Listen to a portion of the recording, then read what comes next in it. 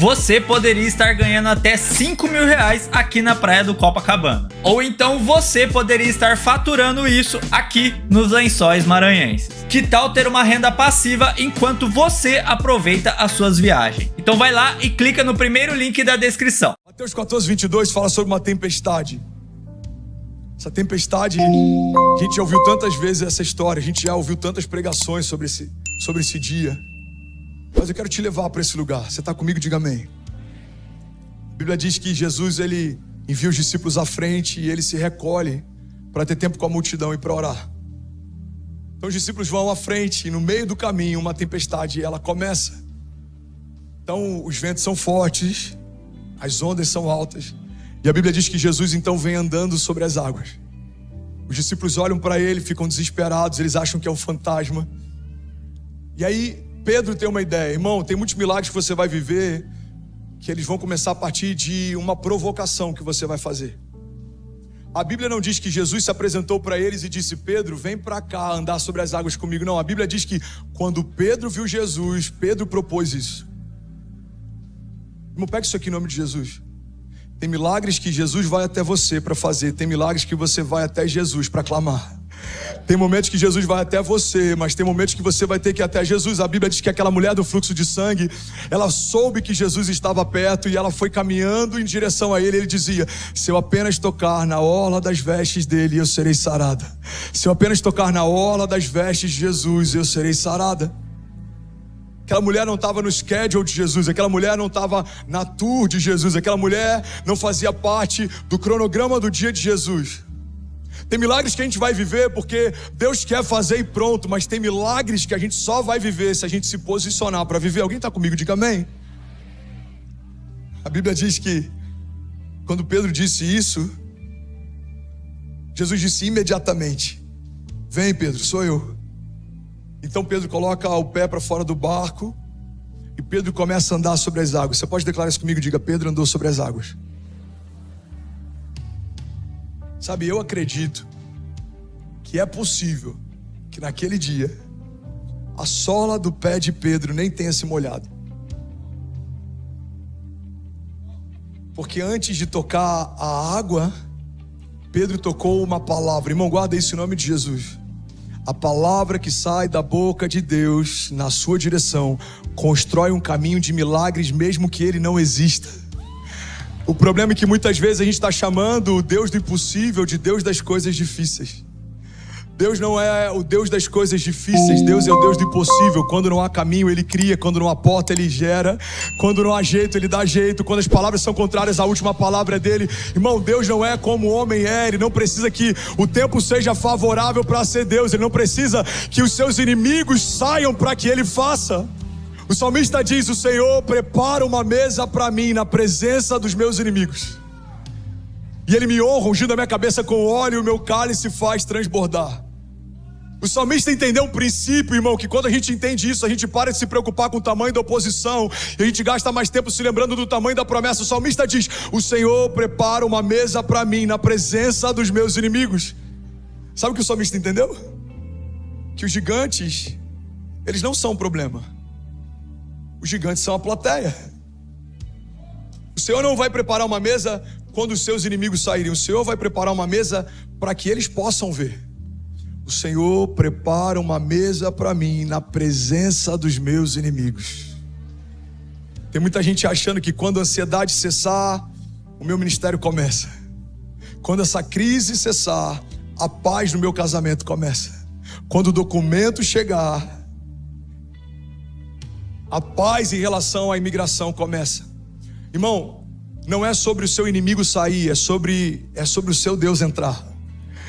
Não é sobre o seu inimigo recuar, é sobre o seu Deus vindo em seu favor. Não é sobre o inferno andar para trás, é sobre a igreja avançar. E a Bíblia diz que as portas do inferno não prevalecerão contra a igreja.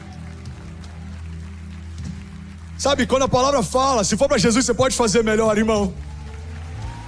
Vamos, me ajuda, tem um incendiário aí.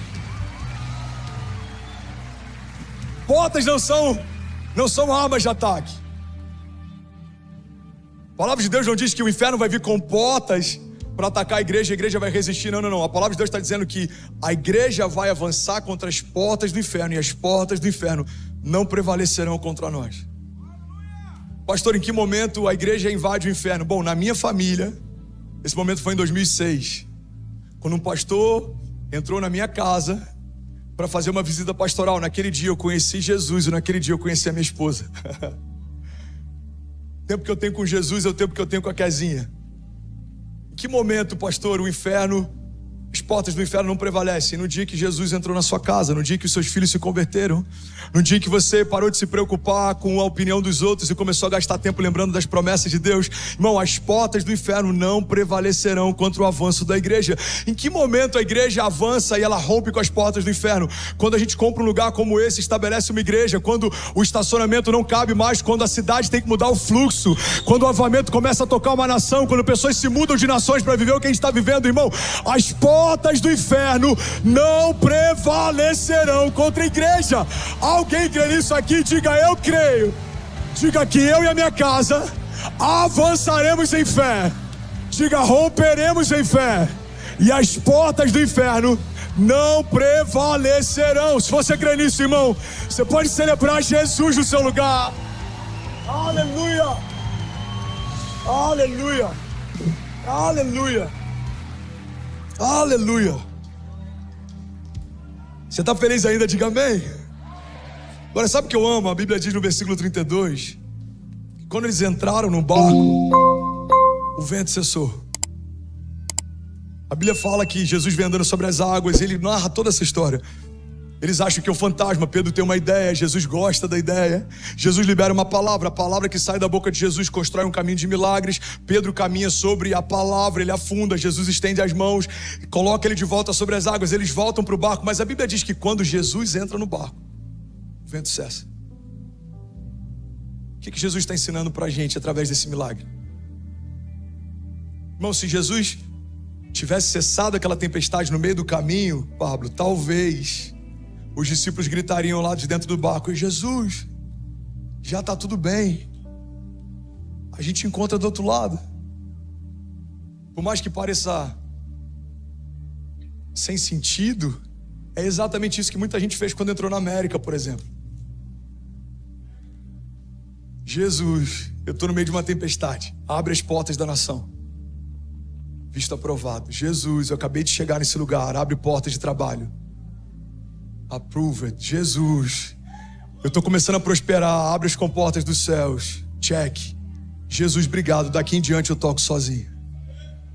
Quantas pessoas a gente conhece, talvez essa pessoa seja você, e o Senhor te trouxe para uma noite de arrependimento, que clamaram em meio a uma tempestade, mas quando o vento cessou, se esqueceram quem fez o vento cessar.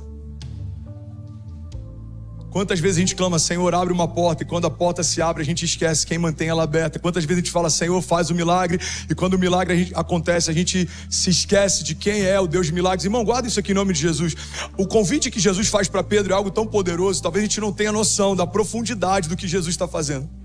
Jesus convida Pedro para largar tudo e segui-lo, depois que Pedro acaba de viver o maior milagre financeiro da sua história. Mas por que Jesus convida um Pedro provido, um Pedro abençoado, um Pedro que carrega a provisão, e não convida um Pedro falido, um Pedro de redes vazias, um Pedro frustrado? Por um princípio simples. Se Pedro segue Jesus quando não tem nada a perder, Jesus era a última opção. Mas quando Pedro segue Jesus, mesmo abrindo mão de tudo que tinha, Jesus se tornou a primeira opção. Jesus está dizendo: ei Pedro, você abre mão do último milagre para caminhar comigo? Pedro entendeu um princípio: é melhor caminhar ao lado do Deus de milagres do que eu me prender ao meu último milagre. Alguém está recebendo algo aqui? Vocês estão comigo? Irmão, o desafio na jornada de fé não é começar bem, o desafio na jornada de fé é terminar bem. A Bíblia diz que melhor é o final das coisas do que o início delas. Pastor Márcio sempre fala isso: como termina é que conta. Uma fé que confia, não confia só no dia do mar revolto. Confia também quando o Deus da sua história fala: agora não, essa porta não, essa sociedade não, esse relacionamento não. Não também é resposta, porta fechada também é milagre. Alguém está comigo? Diga amém. Então no versículo 32 a Bíblia diz: e quando entraram no barco, você pode declarar isso comigo? Diga: quando entraram no barco, o vento cessou. Se Jesus aqui é tomar, enquanto está longe, a paz que os discípulos iam experimentar, Paulo, era uma paz circunstancial. Por que agora você está em paz? Porque agora o vento cessou. Jesus está ensinando algo. A paz que vocês vão experimentar não é porque o mar está calmo, é porque eu cheguei. O mar pode até continuar revolto, mas Jesus está no barco, vai ficar tudo bem. Recebe isso em nome de Jesus. Os dias podem até parecer maus, mas Jesus está na sua casa, vai ficar tudo bem.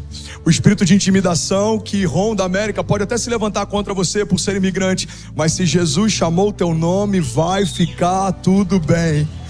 Os seus inimigos maquinam contra você, se levantam em tempo e fora de tempo, mas se é Jesus quem te chamou para viver o que você está vivendo, declara com autoridade: vai ficar tudo bem. Você pode celebrar Jesus no seu lugar. Aleluia! E aí, tudo bem? Você acabou agora de assistir um vídeo. Se você ainda não está inscrito, já se inscreve também no nosso canal, ativa esse sininho aqui embaixo de notificação e toda vez que eu fizer uma live ou estiver transmitindo uma mensagem ao vivo, você vai ser um dos primeiros a saber. Mas eu deixei mais 2 indicações aqui que eu espero que façam muito sentido para você. Então já aproveita e clica para assistir a próxima mensagem, beleza? Seja bem-vindo ao time de incendiários e eu espero de verdade que essas mensagens mudem a sua vida como elas têm mudado a minha também. Até a próxima. Valeu!